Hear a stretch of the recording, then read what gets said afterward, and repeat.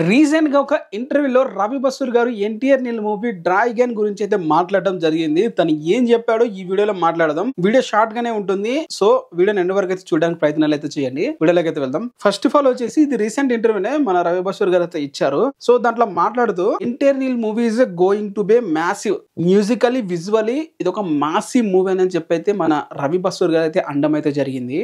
So exactly నిన్న ఒక short అయితే పెట్టాను మన NTR Neel movie Dragon movie shooting సంబంధించింది. దాంట్లో ఏం చెప్పానంటే మూవీ షూటింగ్ వచ్చేసి 45 days అయితే జరగబోతుంది. డిసెంబర్ స్టార్ట్ అయ్యి జనవరి వరకు అయితే ఉంటుందని చెప్పి పెట్టాను. సో దాంట్లో ఫస్ట్ 20 days వచ్చేసి మన ఇండియాలో RFC లో ఒక సెట్ అయితే వేశారు. దాంట్లో షూటింగ్ అయితే జరుగుతుంది. ఇంకా 20 days వచ్చేసి అయితే ఫారెన్ లొకేషన్ అయితే షూటింగ్ అయితే చేయబోతున్నారు. సమ్ కంట్రీ అయితే వెళ్ళబోతున్నారు. అక్కడ కొన్ని షార్ట్స్ అయితే జూనియర్ ఎన్టీఆర్ గారి మీద తీయబోతున్నారు. చెప్పాలంటే జూనియర్ ఎన్టీఆర్ గారు నానక ప్రేమతో తర్వాత ఫారెన్ లొకేషన్ లో ఫర్ ద ఫస్ట్ టైం చాలా రోజుల గ్యాప్ తర్వాత వెళ్ళైతే షూటింగ్ అయితే చేయబోతున్నాడు. సో ఈ మూవీ కొంచెం డిఫరెంట్ గా విజువల్ గా అదిరిపోతుంది అని చెప్పి నాకైతే ఒపీనియన్ క్లియర్ గా అర్థమవుతుంది కదా. విజువల్ గా మనకి వాళ్ళు వెళ్ళి ఒరిజినల్ లొకేషన్ చూపించి సెటిల్ వేసుకొని VFX వాడుకొని CGI వాడుకొని తీసేద్దాం అన్నట్లు ఒపీనియన్ అయితే లేరు. సో నాకు ఈ విషయం నేను చెప్పాల్సినందుకు వార్ 2 గురించి కూడా మాట్లాడాలి. నాకు వార్ 2 మూవీ చాలా మంది బాగున్నా కూడా ఎందుకు కనెక్ట్ కాలేకపోయారంటే మోస్ట్ ఆఫ్ ద షూట్ అంతా VFX తోనే చేశారు. ఇంత ఒక సెట్ లోనే చేసేసారు. రియల్ లొకేషన్ లో గానీ లేకుంటే రియల్ గా వైబ్ మనకి తీసుకొచ్చేలా విధంగా కానీ వాళ్ళు ప్రమోషన్ చేయలేదు,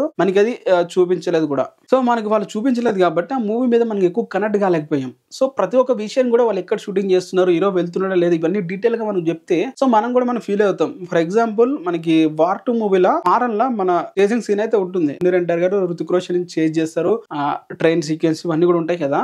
ఆ షాట్లన్నీ ఇండియాలోనే తీసారు. జూనియర్ ఎన్టీఆర్ గారు ఫారెన్ కంట్రీకి వెళ్ళే, రుతిక్ రోషన్ గారు వెళ్ళారు, జూనియర్ ఎన్టీఆర్ గారు వెళ్ళి. నాకు ఆ షాట్ లో చూసిన సేపల్లా తారకన్న అక్కడికి వెళ్ళలేదు కదా, తారకన్న అక్కడ లేడు కదా, ఏదో మనకి షూట్ ఇక్కడ ఇండియాలో షూట్ చేసి ఫారెన్ ఉన్నట్లు చూపిస్తున్నారు, ఫేస్ అప్ షాట్లు పెట్టి క్లోజ్ అప్ షాట్లు పెట్టి అని ఒపీనియన్ ఉండేసరికి నాకు ఆ మూవీ ఎంత కనెక్ట్ చేసుకుంది మనకు కూడా అక్కడ మనం కొంచెం డిసప్పాయింట్ అయితే అయిపోతాం. బట్ ఈ ఎన్టీఆర్ నీళ్ళ ఈ డ్రాగన్ మూవీలో అలాంటి పరిస్థితులు రాకూడదు అని చెప్పి అయితే ఫిక్స్ అయితే అయిపోయారు. తారకన్న కావాల్సిన డేట్స్ అయితే ఇచ్చేస్తాడు. మూవీ 2026 లో రాకపోయినా పర్లేదు, 2027 లోనే విజువల్ ఫీస్ట్ గా ఒక విజువల్ గా ఇంకా ఎటువంటి డౌట్ కూడా రాకూడదు అన్న విధంగా అయితే వాళ్ళు మనకి చూపించడానికి అయితే చాలా విధాలుగా ట్రై అయితే చేస్తున్నారు.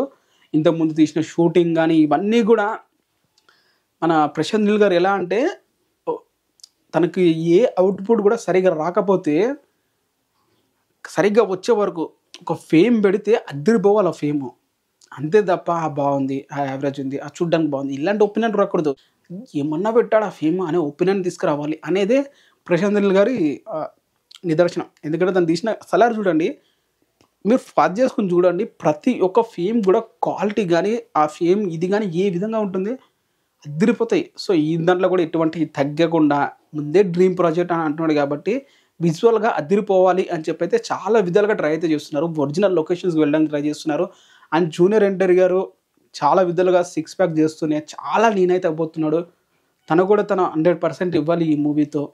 కొడితే బ్లాక్ బస్టర్ కొట్టాలి, లేకపోతే డిజాస్టర్ అవ్వాలి. అంతేగాని మధ్యలో యావరేజ్ దేవరా లాంటి మామూలు టాక్ వచ్చి రాకూడదు. కొడితే ఇండస్ట్రీ టైప్ కొట్టాలి అనే ఒపీనియన్ అయితే ఉన్నారు.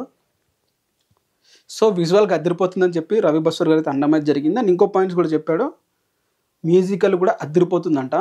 సో మ్యూజికల్గా రవి బసూర్ గారు కొట్టే బీజిఎమ్స్ ఎలా ఉంటాయి మనందరికీ తెలుసు.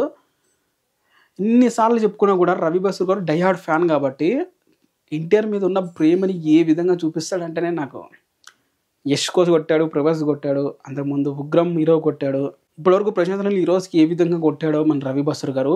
అలాంటిది ఇది ప్రశాంత్ నీల్ హీరోనే, అలాగే రవి బసూర్ గారు హీరో కూడా.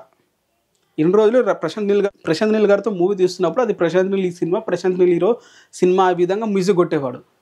ఇప్పుడు రవి బసూర్ గారు ఎన్టీఆర్ నీల్ డ్రాగన్ మూవీకి మ్యూజిక్ ఎలా కొడతాడో తెలుసా? ఇది నా హీరో సినిమా, ప్రశాంత్ నీల్ సినిమా కాదు, ప్రశాంత్ నీల్ హీరో సినిమా కాదు, ఏదో ర్యాండమ్ మూవీ కాదు, నా డైహార్డ్ ఫ్యాన్, నేను డైహార్డ్ ఫ్యాన్, నా ఫేవరెట్ హీరో, నేను ఎలా కొడతానో జూలు అన్నట్లు ఒపీనియన్ ప్రతి ఒక్క ఇంటర్వ్యూలో ఇదే విధంగా మాట్లాడుతున్నాడు. నార్మల్గా విజువల్గా తను వెళ్ళి అక్కడ స్టూడియోకి వెళ్ళి విజిట్ చేస్తే ఒక మ్యూజిక్ ఒక సాంగ్ కొట్టేస్తాడు. ఇంకా ఏ విధంగా మ్యూజిక్ ఉంటుందో మీరే ఊహించుకోండి.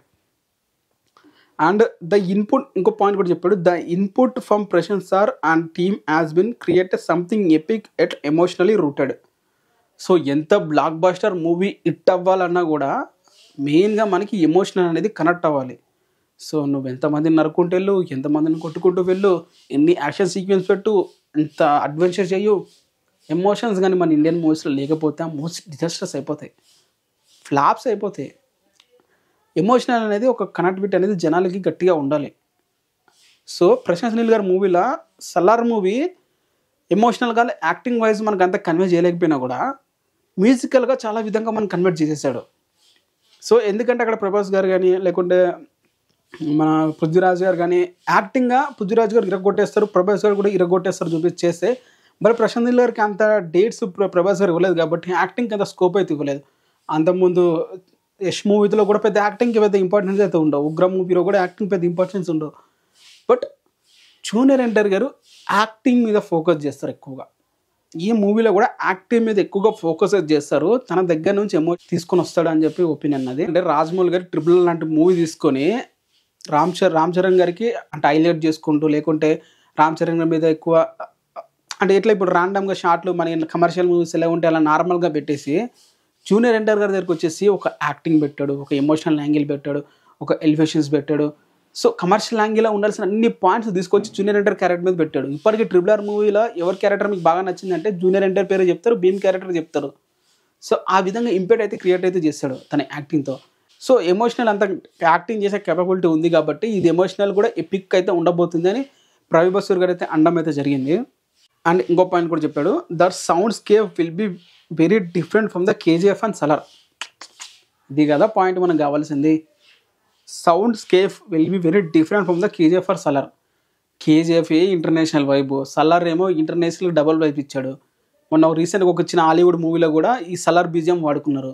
డ్యూన్ మూవీకి ఒక ఎడిట్ అయితే చేస్తారు సలార్ బీజియం వాడి, అది ఒక హాలీవుడ్ లెవెల్లో ఉందని చెప్పి ప్రతి ఒక్కరు కూడా హాలీవుడ్ మూవీ మేకర్స్ కూడా ఆ మ్యూజిక్ పెట్టుకుంటున్నారు. ఏమంటున్నాడు చూడండి, the soundscape will be very different from the KGF and Salaar. అదే ఆ రేంజ్లో ఉంటే మరి ఇంకే డ్రై ఇంక డిఫరెంట్ అంటున్నాడు అంటే ఇంక ఏ విధంగా కొడతాడు. Sound scape will be very different. So fix అయిపోండి మెంటల్గా, తన ఫ్యానిజం అయితే చూపించబోతున్నాడు రవి బసూర్ గారు.